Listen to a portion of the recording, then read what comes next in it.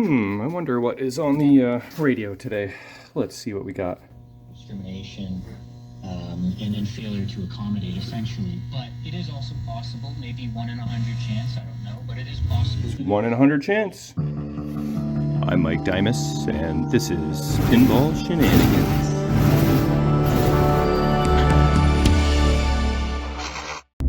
Okay, I think it is time for round 3 of Close Encounters of the Third Kind. If you're just tuning in, I've been trying to bring this Close Encounters of the Third Kind back to life. It was stored away for approximately 30 years from a prominent doctor in Windsor, apparently.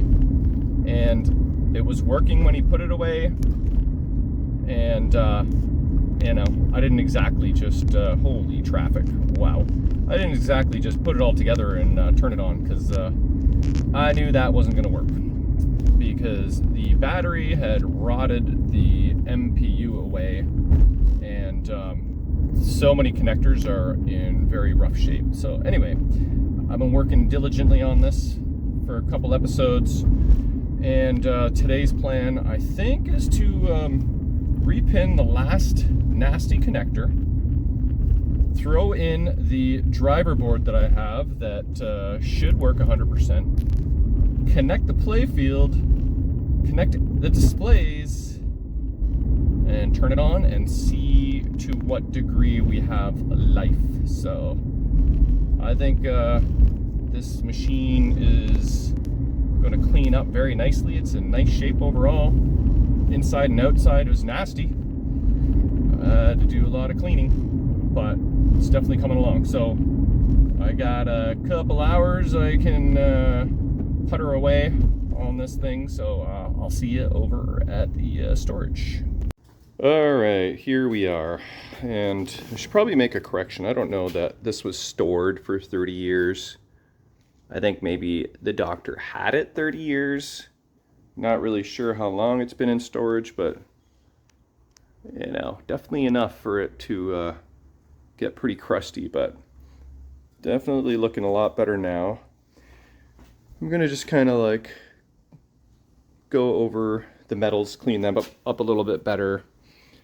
I'm gonna use some WD-40 to try and free this receiver bar latch, which is so stiff. It's starting to come free after releasing it for the first time in who knows how long, but need some WD-40. And then I brought my Windex so that I can clean this back glass since I've done the rest of the exterior. And then I will also just add a little spritz to the back windows. I don't really want to mess with the art at all. Just want to get the windows so they're nice and crisp. So start with that, and then the connector that goes here, connector that goes here. This is going to be very corroded, and I think that actually comes from the playfield. That might be this guy here. Let's see. Yep, that's the guy. So hopefully I can get all those pins out without too much trouble. These should be in good shape. Please be in good shape. They're not near the battery damage zone. So those look to be in good shape. How about these guys? They actually look pretty good. So what I'll do is just put the playfield by my little makeshift workbench here and just kind of have the connector right here so I can work at that. And then I'll pop in my driver board like I said. Got this guy right here, 100% working according to Roger Kohut. You better not be lying to me, brother. He did do me a solid and tested this for me and even replaced a transistor that was bad. So oh, looks like there's some notes here. Tip 102. Maybe that's the one he replaced. I do not know. So we'll pop that in there. Not even going to bother testing this. Actually, maybe I should. But anyway, that's the plan for starters, so let's get started. See that? That's a little bit of blue. I was wiping away, and these windows are filthy, as you can see, but there is a bit of blue trim around the edge there. So as soon as I saw blue, I eased off a bit. But it looks like no damage was done. But that's what I mean, you gotta be very freaking careful. You can just like literally take Windex to the apron, try and clean it, and there goes your blue and red ink. Can happen just like that within one swipe. So I'm guessing that is a little bit of that paint, but came out okay. Don't think it is the blue window itself, is it? I feel like it's more the blue border. But let's not mess around with it anymore. Let's I'll just do the front side now. Okay, the back glass is done, and I spent a little bit of time on the head frame, inside and out, and it came out a lot more yellow. Little magic eraser helped with that, so I'm happy with how that looks. And then I kind of just went over the metals again. Seemed to hold up okay. It's just had like some film on it from my last cleaning, and same with the coin door. But it's looking good. And then this latch, it's still a little stiff, but it's better. Okay, so I'm kind of ignoring the playfield for the moment, and I've got everything else hooked up. This is the connector that powers the displays and our 60 and 40 volts. Then I've got my harness connected from the MPU to the driver board. I've got this connector here that goes down to the cabinet. It goes to those diodes down there. You can't see crap. How about that? You can kind of see. That's where that connector goes. And anyway, yeah, or is it this one? Wait. Okay, so this guy kind of goes more to the right side of the cabinet, and this guy goes to the left side. So, whatever that means. I've got everything connected except the playfield. The playfield is these three connectors: the driver board and this connector for the MPU. So, I'd like to think that we're gonna at least get some displays. That would be nice. Maybe I should keep this open in case something starts happening on the driver board. But let's just see what happens. Ready? 3, 2, 1. How about we turn on the power bar in 3, 2, 1. Okay, we've got to give it a few seconds to boot up. Make sure there's no... Ooh! I don't know if you heard that, but we just got sound, and I could tell that all the chimes are working, all the fake chime sounds, all the tones. So that's good. And wow, I can't believe it. All the displays work. Player 3 needs a little bit of a charge, but we're getting closer, boys and girls. Let's have a look at this.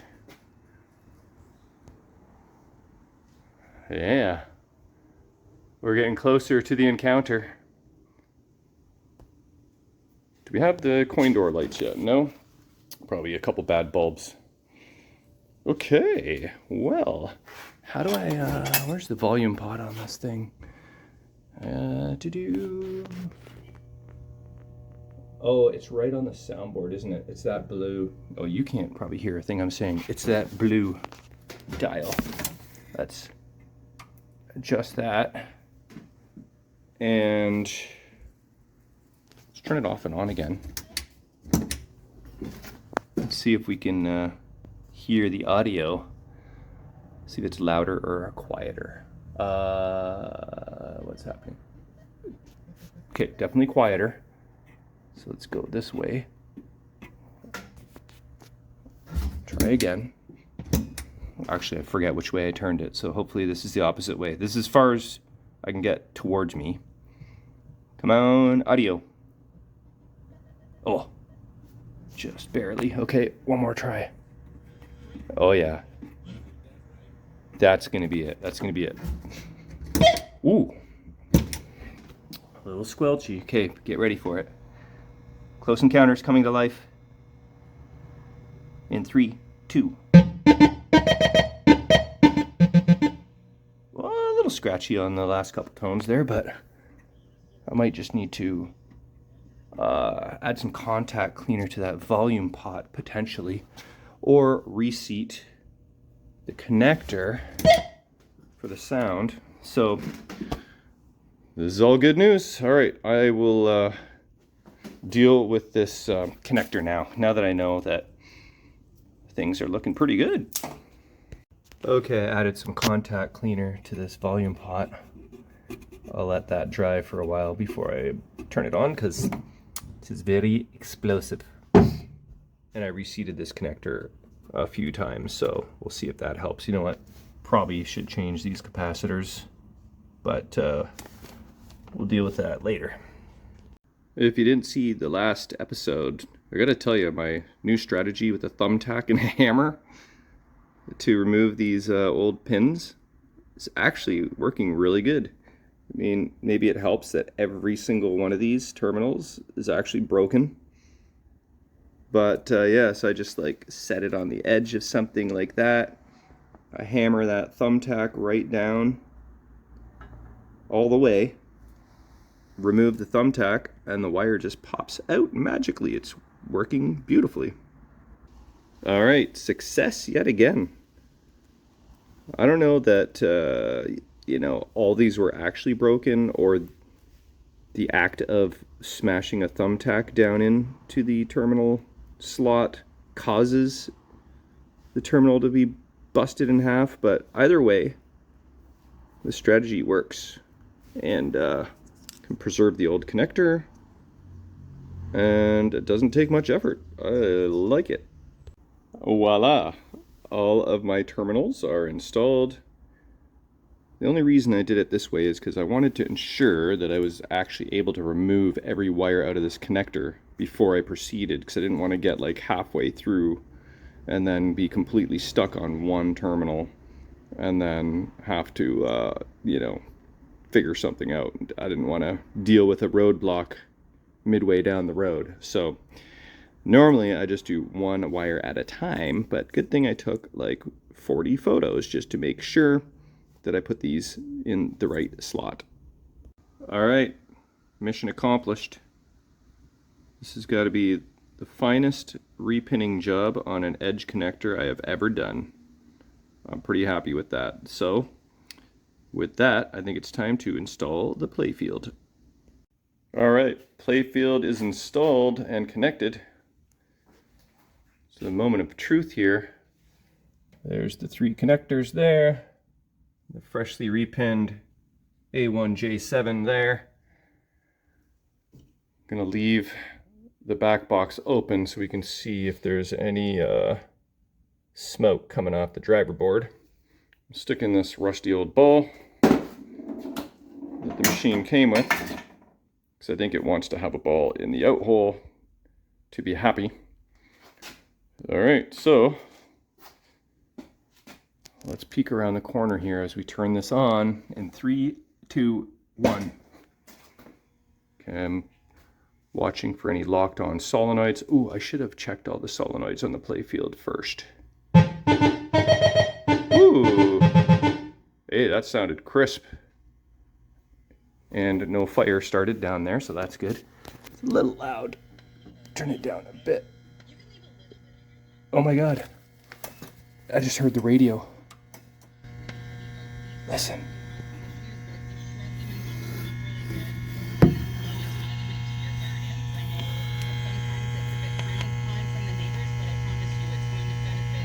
Can you hear that? I've had this happen to me once before, but I can totally hear the radio. I can even hear what they're saying. It's a guy and a girl.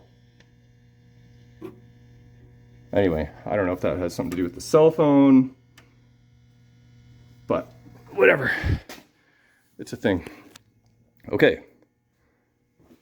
So, no fires on the driver board. We have general illumination on the playfield.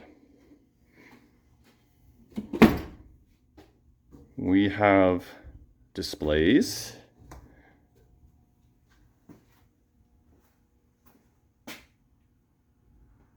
Well, I guess the only thing left is to try and start a game. These switches are not very accessible. Hey, I stole a quarter out of Ripley's Believe It or Not earlier today off of Dutch's machine. Let's stick that in here and see what happens. Okay, ready? Not a whole lot happened there.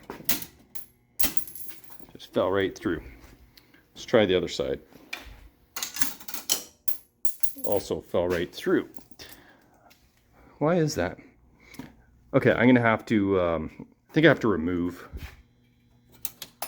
the coin mech to really gain access to the switch. Ugh, I'm getting a little dusty here. Okay, I'm gonna be right back. I need both hands. Okay, I got the one mech removed to expose the switch. Let's see if it adds credits.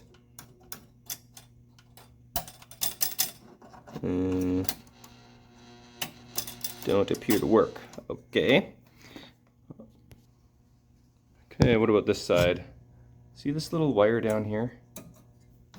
See, it's like sandwiching the switch over here. Maybe that does not want to be like that. Maybe that is better. Okay, how about this side?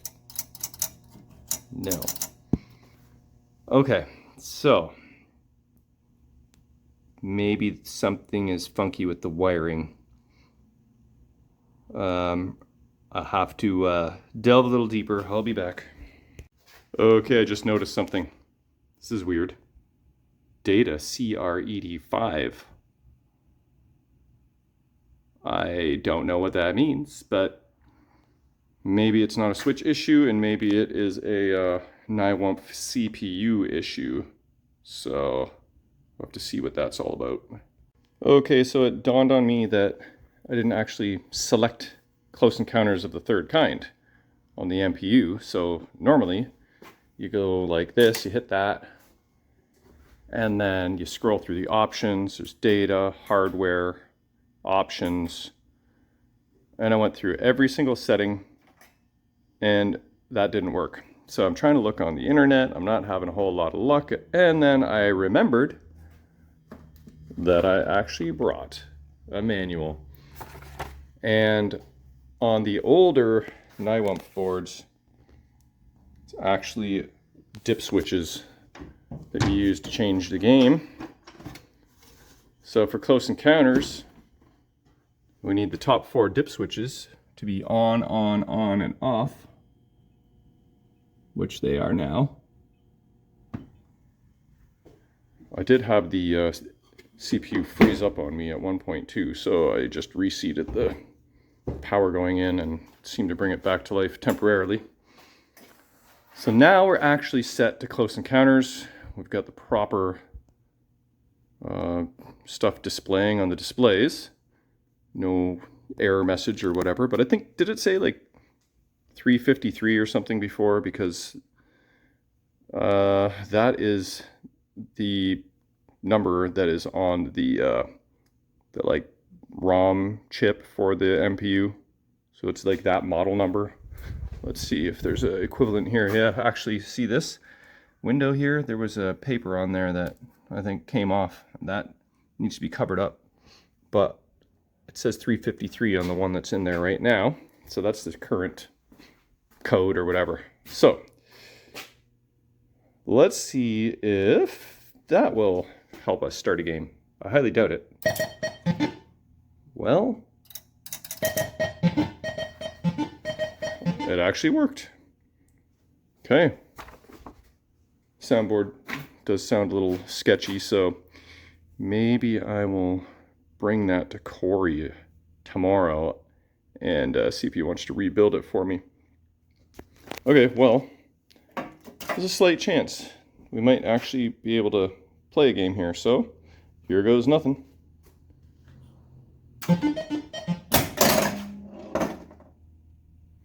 Well, the ball didn't quite make it over to the shooter lane, but we're in game mode. Score is 0. All right, let's see what happens here. Right flipper button. Left. We're live, boys and girls. Let's see what happens here.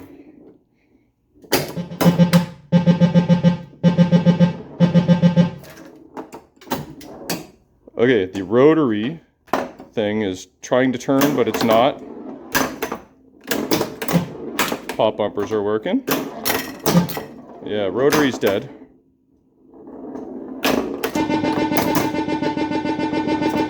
I tried to turn that down multiple times.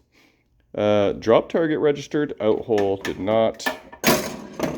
Still in ball 1. You know, some semblance of life here. Let's see if the spinner works.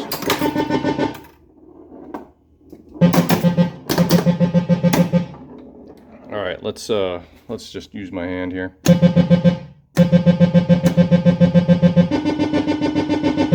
Okay, let's get very excited. I like to think that's supposed to reset. That. Oh wait, kind of kicked into place there. No, okay. Slingshots. Oh, that's not a slingshot, like Joker Poker. Switch.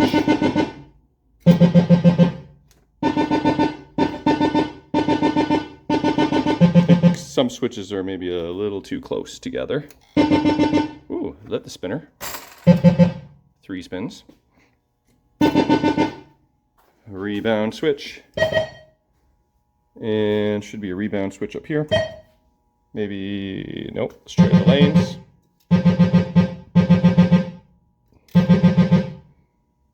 Pop, pop. Switch here. Okay, well, that's a start. I'd say we're halfway there. Got to go over every switch and solenoid. Figure out. I've never really worked on one of these things before, so I think there's a fuse or two maybe under the playfield. Maybe that's shot. But, you know, in theory, we are playing close encounters. There we go. Yeah. Okay, I'm going to see if I can tackle like a thing or two, and then I'm going to wrap this up. Out hole was just a maladjusted switch, so let's see if this works now. There we go. All right, look what I found. A fuse under the playfield. Oh, and there's a transistor there too. So I'll have to keep my eye on that. A couple relays. And also someone has changed one of these diodes for whatever reason. They look to be okay though. But maybe that, what is it? 2 amp slow blow fuse might get my roto wheel up and running. Okay, I got a new fuse in there. Let's power on the machine and see if it blows. Well, did you see the roto wheel kind of jiggle there? Someone has kind of cranked up. That volume just does not want to go down. Ooh, salary cap talk. Okay, so yeah, someone has tightened that tension spring there. If you do this, it does spin freely. Okay, well, put the playfield down and see if that also gets the drop targets going as well as the spinny wheel. All right, let's try this again. Oh, see that? Sweet, that's a cool little feature. As soon as you start the game, it just spins. Is that like in between? Yeah, see that? It's supposed to have latched there. That was not quite set right or settle right, but let's see if it spins. 5,000, add bonus, and spin roto. Oh shit. Why didn't it spin roto? How about this guy? This guy? How about hitting the roto? No? Did my fuse blow again?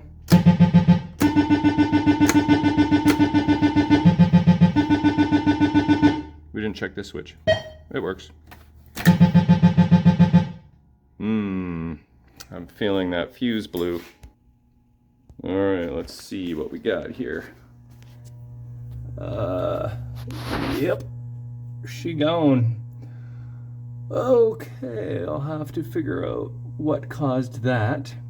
Could be the transistor. I don't really know. I'll have to do some research. But that is a thing that is going on the to-do list.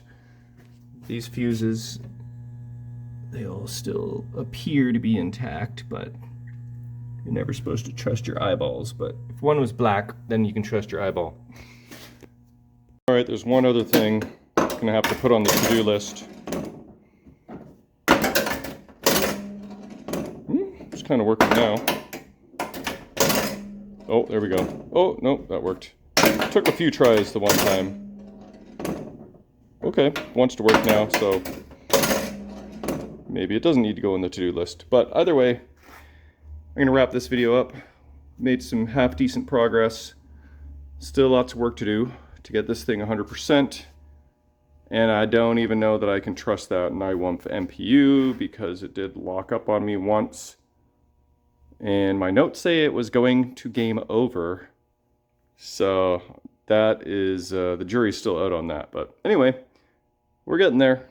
Quick little addendum here, just checking the schematics out, and this 2 amp slow blow fuse does in fact control the roto unit and drop target bank. Not control, but you know what I mean. So the only other thing, they each have a diode, 1N4004, but there is that transistor that's under the playfield, 2N5875. I'm guessing that is the culprit here. So you have to stay tuned to the next episode and we shall hopefully find out.